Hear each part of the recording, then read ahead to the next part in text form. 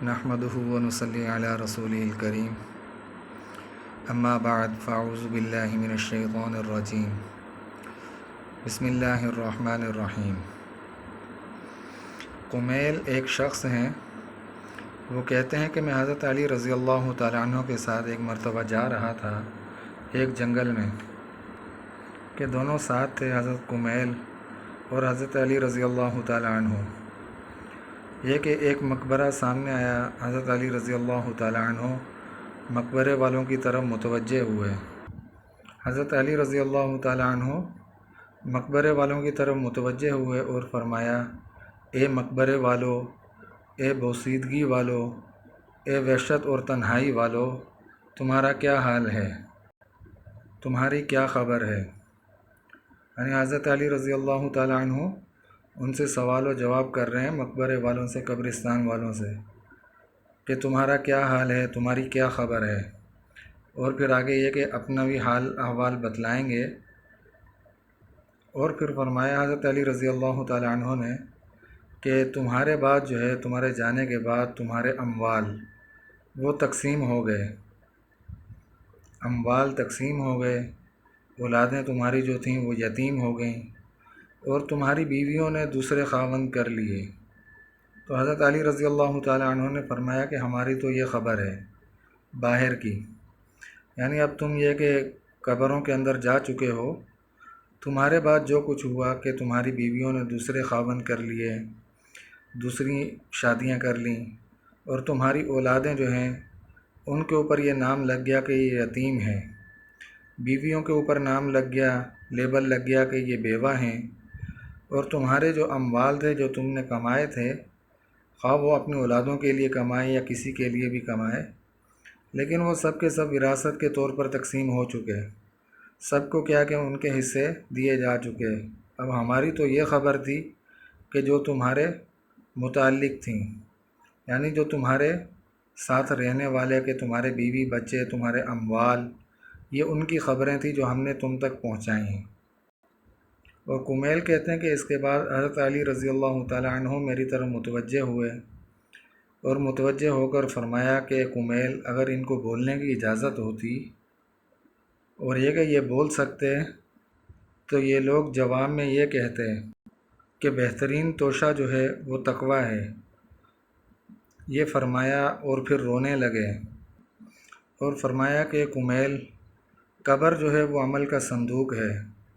موت کے وقت انسان کو جو ہے وہ بات معلوم ہو جاتی ہے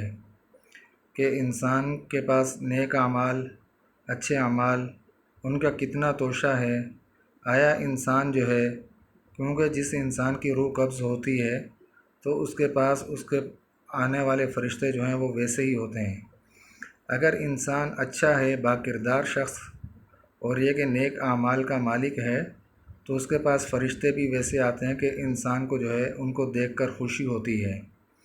اور یہ کہ خوشی کی انتہا وہ کسی کو بتلا نہیں سکتا، اس وقت ایسی اس کی حالت ہوتی ہے، نزع کی حالت۔ اور اگر انسان برا ہو، بد کردار ہو، یا برائی والا ہو، یا پھر جہنمی شخص ہو، تو اس کے پاس جس طریقے سے دوسری جگہ پر احادیث کے اندر جو نقشے کھینچے ہیں کہ کیسے ڈراؤنی شکلوں کے اندر فرشتے آتے ہیں جہنم کے، اور گرز وغیرہ ان لوگوں کے ساتھ ہوتے ہیں، جس طریقے سے حضرت عمر رضی اللہ تعالیٰ عنہ نے ایک جگہ پر نیک انسان اور برے انسان کی مثال کو کس طریقے سے واضح کیا کہ نیک انسان کی روح کس طریقے سے قبض ہوتی ہے، اس طریقے سے نکلتی ہے کہ جیسے آٹے کے اندر سے بال کو نکال لیا جاتا ہے، اور آٹے کو معلوم بھی نہیں ہوتا کہ اس کے اندر سے بال کو نکال لیا گیا ہے یا اس کے اندر سے بال نکل گیا۔ اور جو شخص جہنمی ہوتا ہے، بد کردار شخص ہوتا ہے، تو اس کی روح کس طریقے سے نکلتی وہ بھی بتلا دیا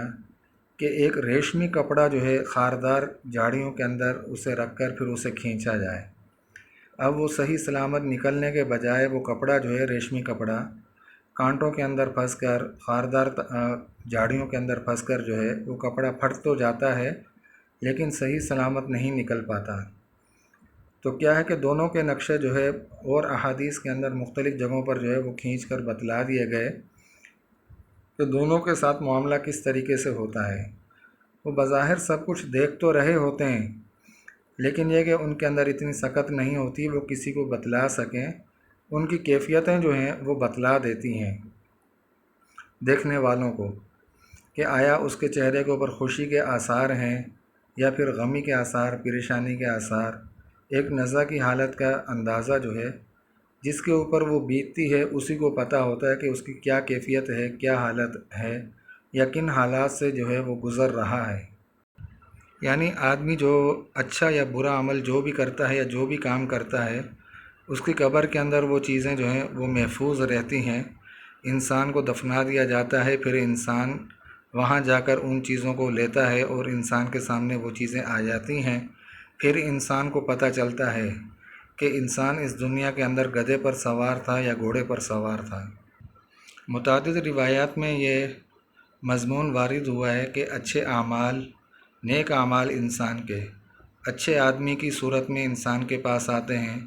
اور اس کا انس اور جی بہلانے وغیرہ کے لیے اس کے پاس آتے ہیں، اچھے اعمال، نیک اعمال انسان کے، تاکہ میت کو جو ہے وہ کسی بھی اعتبار سے کوئی پریشانی یا کوئی غم وغیرہ لاحق نہ ہو۔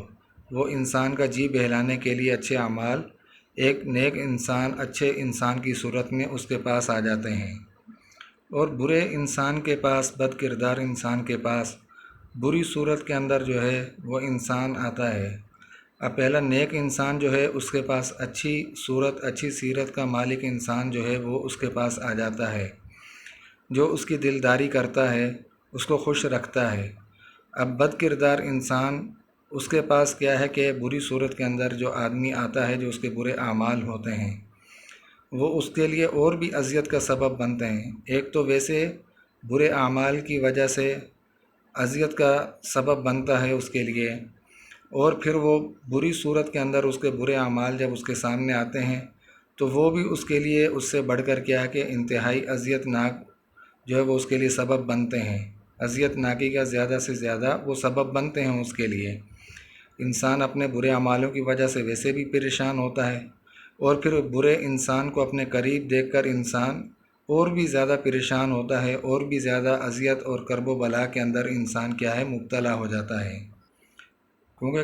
قبر جو ہے وہ عمل کا صندوق ہے۔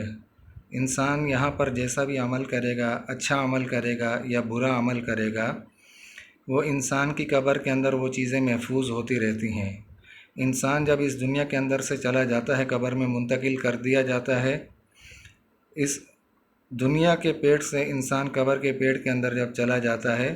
تو وہ چیزیں انسان کے سامنے وہاں پر پیش کر دی جاتی ہیں۔ اگر یہ کہ انسان کے اچھے اعمال ہوں گے تو اس کا بھی بتلا دیا کہ انسان کو اچھا صلہ ملے گا، اور یہ کہ اچھی نیک صورت کے اندر جو ہے وہ ایک انسان اس کے پاس اس کی دلداری کرنے کے لیے، اور یہ کہ اس کا جی بہلانے کے لیے اور اس کے ساتھ انسیت پیدا کرنے کے لیے وہ نیک اعمال جو ہیں وہ ایک نیک صورت انسان کی صورت میں اس کے پاس آ جاتے ہیں، جس سے انسان جو ہے وہ اپنا دل بہلاتا ہے، خوش ہوتا ہے، اور یہ کہ انسان کو کسی قسم کی کوئی پریشانی نہیں ہوتی۔ لیکن جو بد کردار انسان ہوتا ہے اس کے برے اعمال بھی قبر کے اندر منتقل ہوتے رہتے ہیں، لیکن جب وہ قبر کے اندر رکھا جاتا ہے اس بد کردار انسان کو، تو اس کی بد اعمالیاں بھی اس کے سامنے آ جاتی ہیں، اور ایک برے انسان کی صورت میں اس کے سامنے آتی ہیں۔ تو انسان ایک پہلے اپنے برے اعمال کی وجہ سے ویسے ہی اذیت کے اندر ہوتا ہے، تکلیف کے اندر ہوتا ہے، اور دوسرا یہ کہ موت کی تکلیف جو ہے وہ اس کے سر پر مسلط ہوتی ہے، وہ اس کے جسم کے اندر باقی ہوتی ہے، لیکن اس کے برے اعمال کی وجہ سے برا انسان یا بری صورت کے اندر اس کے برے اعمال جو ہیں وہ انسان کے سامنے آ جاتے ہیں۔ انسان ویسے ایک تکلیف کے اندر، اور دوسرا برے اعمال کی وجہ سے اس کی بد صورتی، بد کرداری کی وجہ سے انسان اور زیادہ اذیت کا شکار ہوتا ہے، اور زیادہ کیا ہے کہ انسان اذیت کے اندر مبتلا ہو جاتا ہے، ایک تو اپنے اعمال کی وجہ سے، دوسرا اس پھر جو برے عمل ہیں وہ بد کردار صورت کے اندر آنے کی وجہ سے۔ تو آج اللہ تبارک و تعالیٰ نے ہم سب کو موقع دیا ہے، ہمیں زندگی دی ہے، یہ اللہ تبارک و تعالیٰ ہی کی طرف سے دی ہوئی ہے، اور یہ کہ ہر انسان کا ایک وقت مقرر ہے۔ اللہ تبارک و تعالیٰ کو سب سے زیادہ عبادت جو ہے وہ جوانی کی پسند ہے۔ ہر انسان یہ کہتا ہے کہ شیطان انسان کو ورغلاتا ہے، اس چیز کے دھوکے کے اندر رکھتا ہے کہ یار ابھی تو ہم جوان ہیں، ابھی پیسے کمانے کا ٹائم ہے ہمارا، ابھی یہ کہ شادی کرنا، بیوی بچوں کو پالنا، ان کی دیکھ بھال، ان کے اخراجات، ان کی تمام چیزوں کو پورا کرنا ہماری ذمہ داری ہے۔ اور یہ کہ جب ہم ان چیزوں سے فارغ ہو جائیں گے تو پھر اس کے بعد اللہ تبارک و تعالیٰ کی عبادت بھی کر لیں گے، اس کا ذکر و اذکار بھی کر لیں گے۔ لیکن اللہ تبارک و تعالیٰ نے فرمایا کہ انسان کی عبادت وہ جوانی کی عبادت ہے جو بہترین عبادت کہی گئی ہے۔ لیکن انسان اس وقت کے اندر، جوانی کے اندر جو ہے بزور بازو اپنا سب کچھ، اپنا لوہا منوانے کی کوشش کرتا ہے، اور اپنا سب کچھ کرنے کے لیے انسان تیار ہوتا ہے کہ جتنا کچھ ہو سکتا ہے، ابھی تو جوان ہیں کہ سب کچھ کر لیں، لیکن عبادت سے دور رہیں۔ یہ شیطان ورغلاتا ہے انسان کو عبادت سے دور رکھنے کے لیے۔ جس طریقے سے پھر انسان شادی وغیرہ کرتا ہے، اس کے بعد بیوی بچے ہوتے ہیں تو ان کے اندر لگ جاتا ہے، اور یہ کہ انسان کو وقت گزرنے کا پتہ ہی نہیں لگتا کب وہ بڑھاپے کے اندر داخل ہو جاتا ہے۔ اور بڑھاپا جب انسان کے اوپر آ جاتا ہے پھر تو کہتا ہے کہ ابھی ہڈیوں میں جان نہیں رہی، اب تو یہ کہ بڑھاپا ہے، اب تو نماز کی طرف بھی نہیں جایا جاتا۔ یہ کہ بچوں کو جب بچپن سے لگائیں گے نماز کی طرف، وہ شروع سے غلط سلط پڑھیں گے اور ان کی ایک روٹین بنے گی، پھر آگے جوانی کے اندر وہ چیزیں صحیح کر کے اپنی ایک روٹین بنائیں گے، تب تو یہ اگر جس طریقے سے کہا جاتا ہے کہ بچپن کی عادت بچپن تک چلتی ہے، تو انسان کیا ہے کہ اپنی عبادت کے لیے اپنی روٹین بنائے، ترتیب بنائے کہ اپنی جوانی ہی کے اندر انسان جو ہے ان کاموں کے اندر اپنے آپ کو لگائے، دنیا کے اور کام کاج بھی کرے، لیکن اللہ تبارک و تعالیٰ کی طرف سے جو فرضیت ہے عبادتیں، جس طریقے سے رمضان المبارک کے روزے ہیں، فرض ہیں، اور نماز فرض ہے انسان کے اوپر، قرآن پاک کی تلاوت ہے، اور یہ کہ صدقہ خیرات وغیرہ،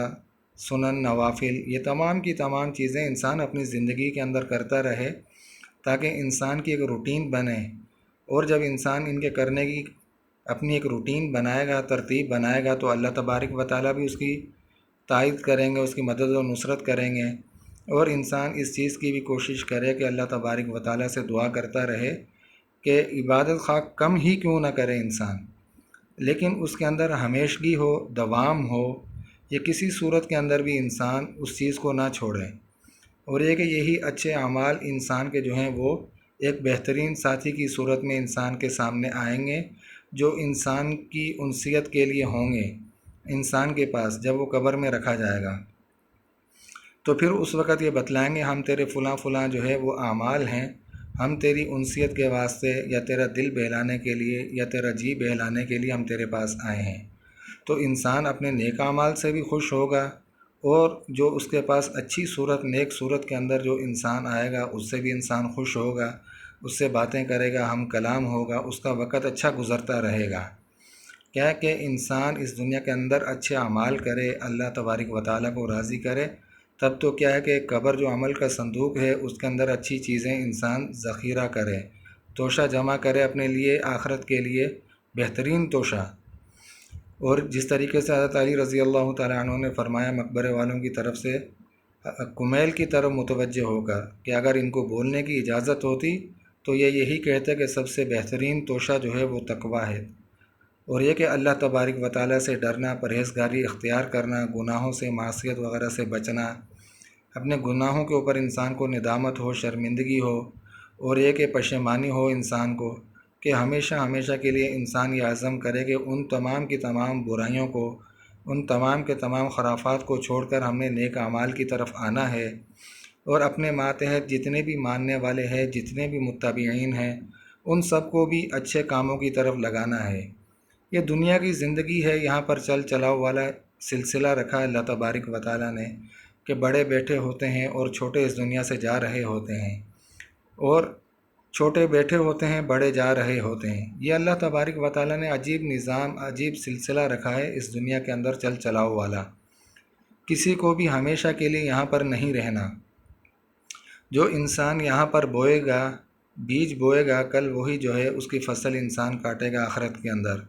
اگر یہاں پر انسان یہ کہ اگر گندم کے بیج لگائے تو انسان یہ سوچے کہ میں اس سے چاول کی فصل کاشت کروں، یہ انسان جو ہے بے وقوف کہیں گے، اس کو تمام کے تمام لوگ کہ گندم کا بیج بو کر اور اس سے فصل جو کاشت کرنے کا کہہ رہا ہے کہ وہ چاول کی فصل کاشت کرنے کا کہہ رہا ہے۔ حقیقت کے اندر کیا کہ انسان اس دنیا کے اندر دھوکے میں ہے کہ جو بظاہر انسان کو آنکھوں سے نظر آتا ہے یا نظر آ رہا ہے وہ سب کا سب کیا ہے کہ دھوکہ ہے۔ حقیقی آنکھ جب انسان کی کھلے گی، جب دنیا کی آنکھ بند ہوگی،